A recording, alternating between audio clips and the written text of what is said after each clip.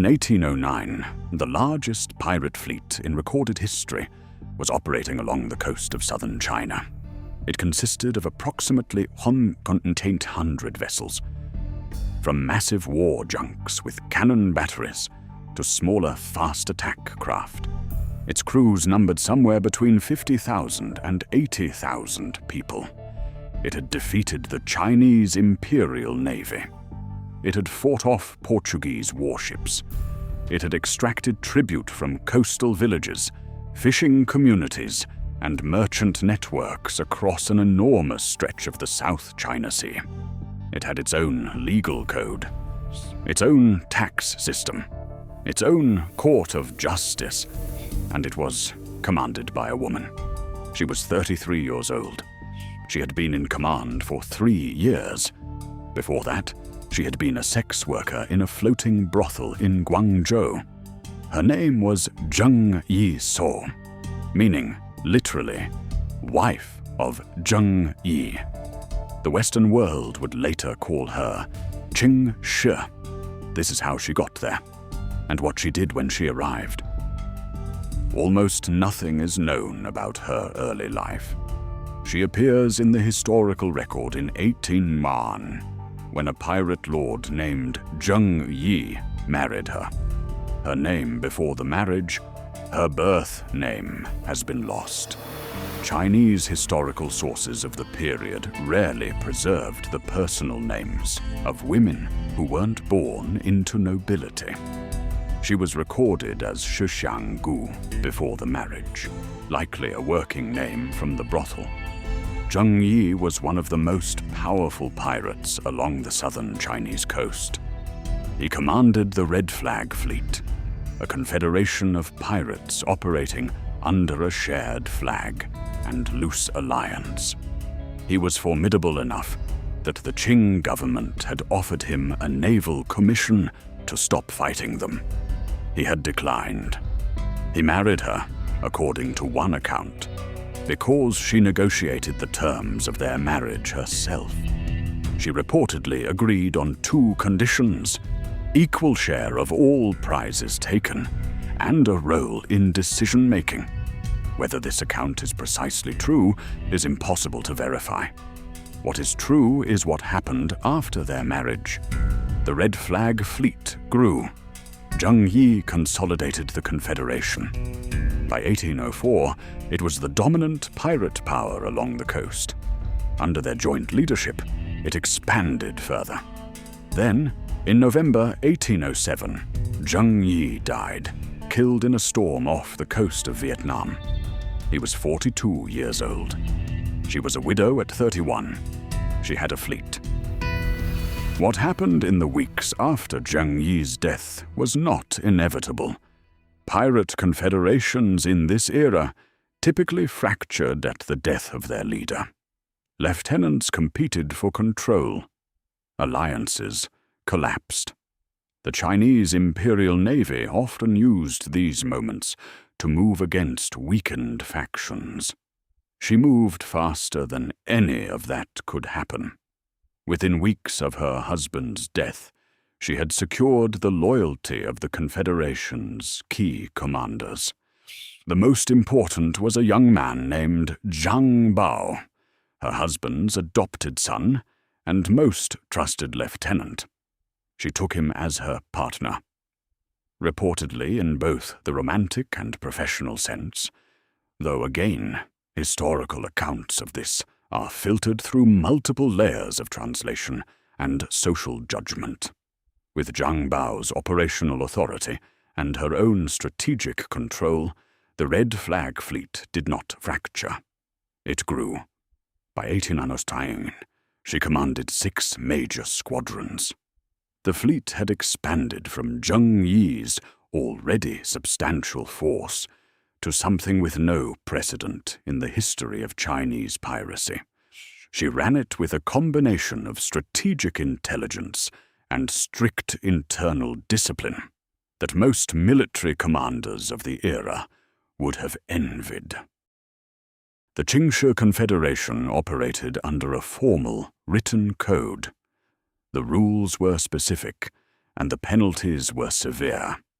Any pirate who gave unauthorized orders or went ashore without permission was flogged. A second offense was death. Any pirate who stole from the communal fund money that was supposed to go into the shared treasury was beheaded. Goods seized from a village that had already paid its tribute were to be returned. Violators faced execution. Any pirate who sexually assaulted a captive woman faced immediate death. Female captives who were taken aboard were not to be harmed. Those deemed unattractive by the crew were released.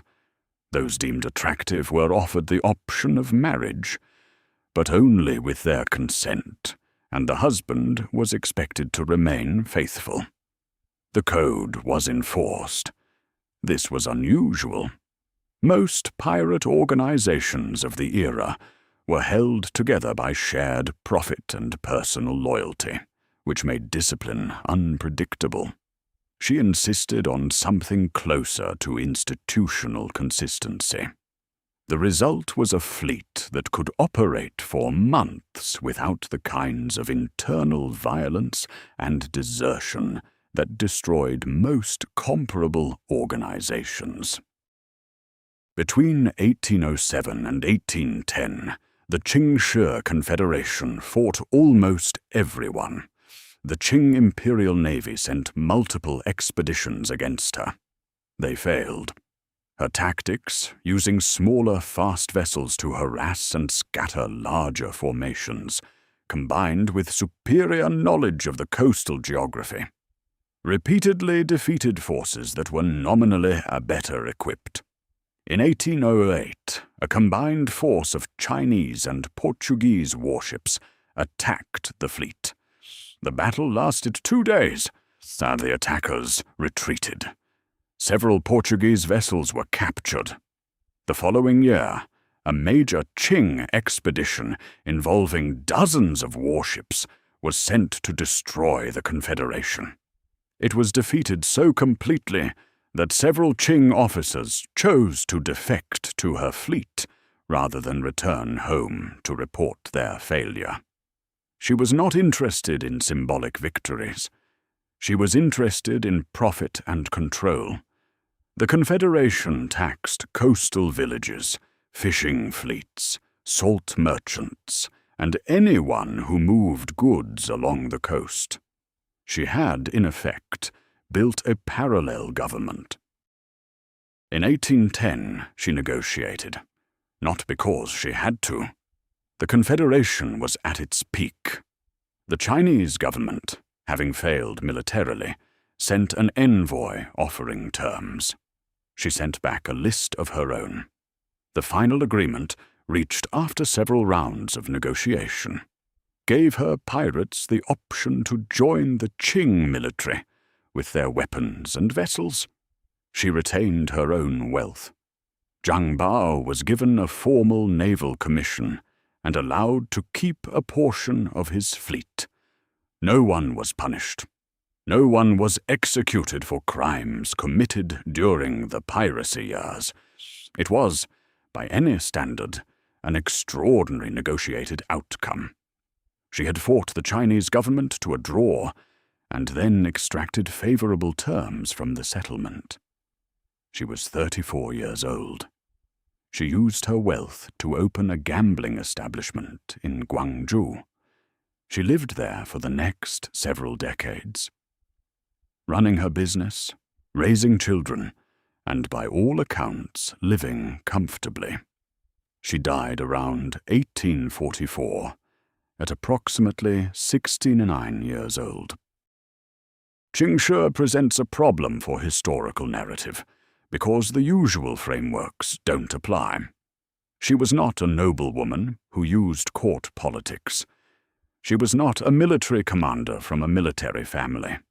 She had no formal education, no inherited title, no army passed down to her. What she had was a moment of succession crisis, and the speed and intelligence to exploit it before anyone else could. Historians who study piracy in the South China Sea argue that the Ching Shih Confederation was the most effectively organized pirate network in the region's history, and perhaps in any region's history. It held together longer, covered more territory, and defeated more organized military opposition than any comparable enterprise. That it was run by a woman who began life in a brothel is the kind of fact that 19th century European accounts struggled to process. Several early Western accounts of her life invented noblemen as the real decision-makers. Later scholarship corrected this. She commanded the fleet. She negotiated the peace. She kept the money. This is the Dragon Throne. We cover the rulers of Asia. And occasionally, the people who built their own kind of empire from nothing. If this story surprised you, subscribe. New episodes every week.